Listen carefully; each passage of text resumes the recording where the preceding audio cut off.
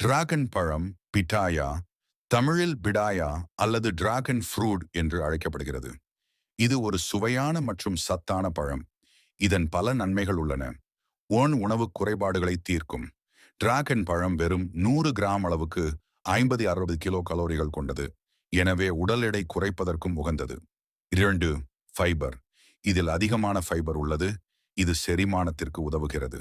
மலச்சிக்கல் மற்றும் அதிக கொழுப்பை குறைப்பதற்கும் பயனுள்ளதாய் உள்ளது.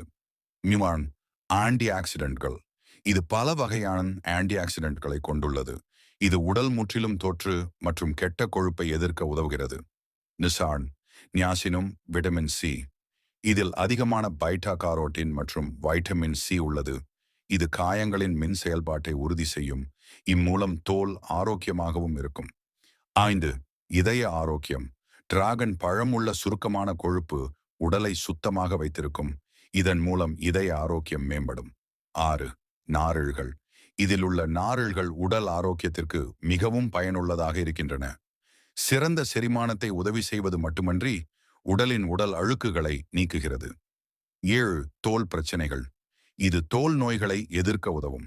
மேலும் இயற்கையாக உடலை அழகு செய்யும். சாப்பிடுவது எப்படி? டிராகன் பழத்தை தோல் மற்றும் விதைகளை நீக்கி சாப்பிடலாம்.